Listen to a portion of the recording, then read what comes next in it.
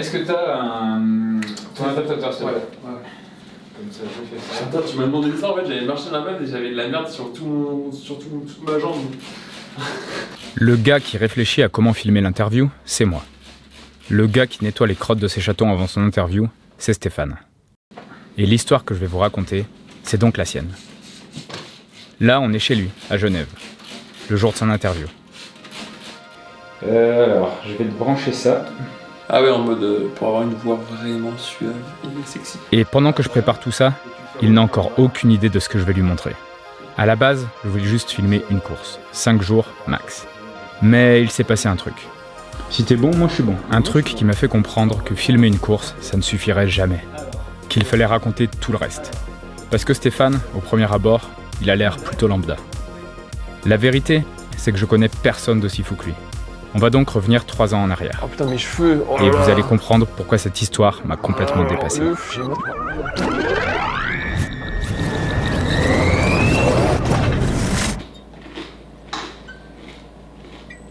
Pour comprendre tout ça, il fallait revenir ici, à Nantua, là où Stéphane vivait quand j'ai commencé ce projet. Et pour comprendre qui il était vraiment, il fallait que je le suive dans son quotidien. Alors, je suis allé passer une journée avec lui, avec ma caméra et mon vélo électrique. Et je l'ai suivi partout. Parce qu'il me disait qu'il faisait un peu de vélo, mais en réalité, il faisait 200 bornes par jour. Il bossait à Genève comme coursier. Pas de voiture, juste son vélo. Lui, il appelait ça sa période de préparation avant les courses. Moi, j'appelais ça de la folie.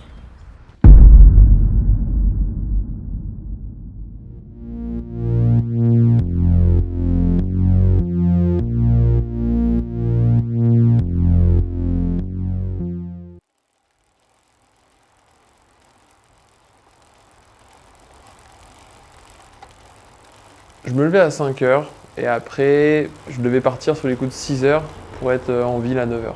Il y avait un truc qui était très aventure. C'est pas édulcoré comme truc quoi, c'est pas fou du tout. Mais en fait c'est ça que j'aime, tu vois. C'est que c'est hostile en fait. J'ai eu 1111 fois la preuve que l'univers est en nous. J'apprends à manifester des rencontres et des rêves étonnants. Je sais pertinemment que rien n'a vraiment d'importance, mais dans le jeu de l'homme, s'entreconnaître semblait le meilleur plan. On est venu poussière, on reviendra poussière d'étoiles. Au moment exact où on remontera pour signer nos toiles. On a les armes pour le faire, j'ai perdu toutes mes peurs quand j'ai compris que c'est la souffrance qui a séché mes pleurs. Pour moi c'est l'âge de croire que ce que l'on voit, la peine est vive quand la plaine est vide. Au cimetière de nos devoirs, élevé par le péché, redescendu par la vertu. C'est pour ça que je reste accro à l'amertume et à la verdure. Je pense que les gens qui me voyaient passer comme ça tous les jours à la même heure, ils devaient au fur et à mesure se dire il est quand même bizarre ce gars quoi. Parce que oui, peut-être qu'ils pensaient juste que je faisais genre un créneau de 5 bornes et que je passais sur cet endroit-là. Mais je pense que le mec qui me croisait une fois en partant plus tôt à cet endroit et une autre fois en partant plus tard beaucoup plus loin, il devait se dire oh, c'est un peu bizarre quand même. Arrête jamais d'apprendre, la vie n'arrête jamais d'enseigner. Laisse-la te frapper jusqu'à voir tes dents saigner. Tu grimperas pas l'échelle du succès, les mains dans les poches. Tu régleras rien, tes problèmes en ignorant tes proches. Réserve-toi le droit de faire tes choix, parce que t'as de l'or au bout des doigts, parce que t'as en toi un bout d'étoile. Les misérables coupent leurs chaînes, que les chaînes et les érables prennent de la hauteur. Rendre à nature ses droits d'auteur. Besoin de sommeil, si je reste éveillé mes rêves s'en mêlent. Dans les bras de Morphée je m'émerveillerai de ce qui m'emmerde. Je m'émerveillerai de ce qui m'emmerde. Si je vis pas mes rêves, autant me rendormir. Les minutes connaissent le rage. D'un aller sombre tout, je prendrai les virages. Le vent de temps, les mauvais présages. Perdu ses paysages, reflète sur mon visage. Être honnête ou connaître le manque, on court après du vent. Dégoûté de voir que l'homme d'affaires a pris du ventre. Je suis seul à l'intérieur dans une prison d'erreurs, négligé par cette obsession d'être adulé par le monde extérieur. Ouais, je me souviens complètement de la difficulté de cette période hivernale au milieu des montagnes. Et c'est ce que j'adorais le plus en fait. Je liais une passion et un dépassement de soi et je trouvais ça trop bien, tu vois. Et en fait, c'était une sorte de mini-ultra de 3 jours échelonné sur 6 mois, tu vois. souvent, mais trop long à confronter l'autre à ce qu'on pense. Marligérine, le cœur brisé, l'angoisse au ventre. Dans les marées de la vie, je veux me marrer de l'avenir, visage au vent. Je crois en quelque chose de plus intelligent, même si je ne porte pas ma croix, Dieu pourrait s'inviter dans ma légende. Je rêve de voir de mon vivant que les choses changent, que mes enfants poussent dans les champs pendant que les oiseaux chantent. Chaque rime a un sens et j'en connais l'effervescence. L'adolescence est sûrement moins blessante quand on la passe à 30. Le monde est ainsi fait, mais il faut s'y faire. On a tous des moments de doute où même le plus beau silence veut s'y faire. Voyager. Je terminais à 19h et du coup ça me faisait rentrer sur les coups de 22h, 23h. Premier souvenir qui me reviennent quand je vois ça, c'est clairement genre du bonheur. Tu vois, c'est genre une période de ma vie que j'ai adorée en fait. J'avais pensé à rester à Nantua et faire des allers-retours en voiture pour du coup pouvoir travailler plus longtemps sur Genève. Mais ça allait à l'encontre de mon truc. Pour moi, si tu dois taper 2 heures de bagnole par jour pour aller quelque part, c'est que tu dois pas être à cette place sur Terre. Il y a un truc qui m'allait pas, tu vois. Après plusieurs mois, le couple de Stéphane n'a pas tenu et il a quitté Nantua. On était à quelques semaines de sa première course d'ultra et à ce moment-là, je me rendais compte d'une chose chez lui. Je suis à l'arrache, mais là c'est un niveau dans l'arrache trop poussé, là, faut que je me ressaisisse. Du coup, voilà l'option, se ressaisir en... Ouais, Stéphane est à l'arrache. Vraiment à l'arrache. Pendant plusieurs semaines, il était un peu perdu, puis il s'est finalement posé à Annemasse, où il vivait en colocation. J'apprenais petit à petit à le découvrir un peu plus. Je me suis dit avant, tu vois, j'étais à Nantua, maintenant je suis ici. Et en fait, je pense que ce que je recherche, moi, c'est d'avoir un endroit où je suis bien, mais genre où je peux très peu travailler, tu vois. Ici, tu vois, je travaille 3 jours par semaine. Alors ok, chez moi, c'est pas la folie, mais en fait, ça me suffit, quoi. Le truc qui me fait vraiment kiffer dans le taf de coursier, c'est que j'ai pas de patron, en fait. Alors que dans une boîte, faut ruser de plein de trucs, même un peu socialement parlant. Il y a des codes, il y a plein de trucs. Alors que là, il y a pas le facteur humain qui rentre en compte. Alors il y a des gens qui vont dire que ce facteur humain, le fait qu'il n'y en ait pas, c'est atroce. Ils vont dire ah ouais, du coup, t'as un numéro et tout. Mais moi, je trouve ça génial d'être personne, en fait. Tu demandes rien à personne. Et du coup, t'as pas le lien bizarre hiérarchiquement parlant, t'as pas de pression. Parce qu'en fait, c'est ça. Ce qui tue, je trouve, un peu à petit feu, genre l'employé, c'est la pression qu'on te met tous les jours. Et c'est ça qui te fait aussi te rentrer dans un moule et être tout le temps productif et même pas non plus avoir vraiment conscience que tu l'es. Et du coup, t'es dans la société, mais tu sais même pas trop si t'es utile pour cette société. Moi, je sais quand j'étais ingénieur, on va dire, et bah j'avais l'impression tout le temps de travailler, mais pour pas grand chose, quoi. Genre je voyais pas trop ma place dans la société. Il livrait des repas, bricolait ses vélos sur le balcon et dormait dans une pièce trop petite pour tout son matos. Mais il n'en a jamais parlé comme une vie de galère. Au contraire. 11 mètres carrés, j'arrivais à faire mon renforcement musculaire, avoir mes vélos, avoir mon espace pour manger, avoir mon lit. Genre j'avais tout, quoi, toutes mes affaires. En fait, tout tenait là-dedans. J'ai toujours kiffé avoir juste un petit espace et en fait, j'ai pas besoin de beaucoup. Je suis plus à l'aise en ayant une petite chambre qu'en ayant une énorme maison avec même une piscine ou un truc où il faut nettoyer, où il faut entretenir, où il faut gérer. J'ai besoin de mes vélos pour aller dehors et d'un lit pour dormir.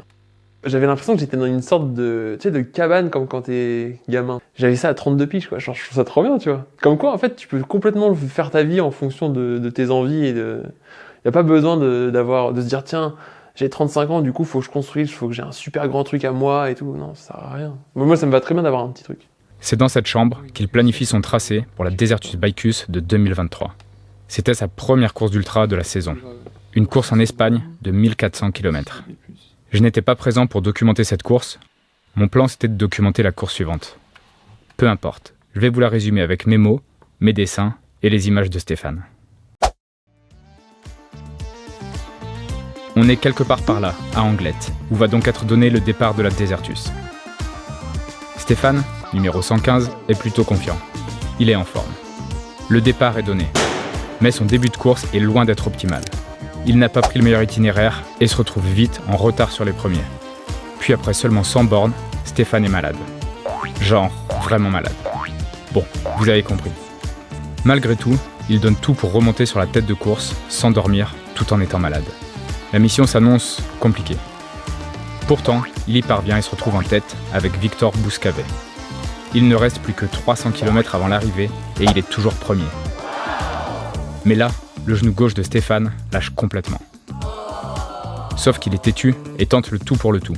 Il scotche son pied gauche au cadre du vélo et continue d'avancer plus d'1 heure comme ça. Puis il tente de se reposer pour retrouver les dernières forces nécessaires. En vain, le mal est fait. Et Stéphane est contraint d'abandonner à 200 km de l'arrivée alors qu'il est en tête. Ouais, j'ai tout essayé. J'ai essayé de baisser la selle, de tout ça, bref. À chaque fois, ça me fait hyper mal. Mais genre, c'est impossible de continuer. Bon, bah voilà, encore un petit test. Oh putain. Ce 24 avril 2023, tout s'arrête net. Stéphane était sérieusement blessé au genou. Les médecins se sont succédés, mais personne ne comprenait ce qu'il avait. Le temps passait, des semaines, puis des mois, et un jour, ils ont compris. 8 mois plus tard, je suis retourné le filmer à la clinique. Et pour la première fois depuis que je le connais, il ne roulait plus. Du coup, en termes de convalescence, ça va se passer à peu près comment? Si vous aviez un... Donc on va laisser le temps à cette suture de guérir. On va vous laisser 4 semaines en mettant 20-30 kg de charge. Okay. Comme je vous l'avais expliqué, lorsque vous serez les jambes en extension, vous pourrez être sur vos 2 pieds. Cet homme qui discute avec Stéphane, c'est le professeur Ménétré, une pointure dans son domaine. C'est lui qui avait enfin réussi à comprendre la blessure et à l'opérer. Une réinsertion du ménisque. Je vous passe les explications précises, mais il a fini par dire ce que Stéphane attendait plus que tout. Et ensuite, on va se remettre à pédaler à partir de la 6e semaine. Donc là, vous pourrez, je dirais, reprendre dans votre rééducation un petit entraînement. Alors on va recommencer gentil. À partir du moment où il a entendu « tu pourras remonter sur un vélo », plus rien d'autre n'existait. Ni la douleur, ni la peur, ni tout ce qui allait suivre. C'était comme si le compte à rebours s'était déclenché dans sa tête. Son corps était cassé, mais son rêve, lui, venait de se réveiller. Malheureusement, on allait être bien loin des 6 semaines annoncées. On lui avait parlé de semaines, ça a duré des mois, puis des années.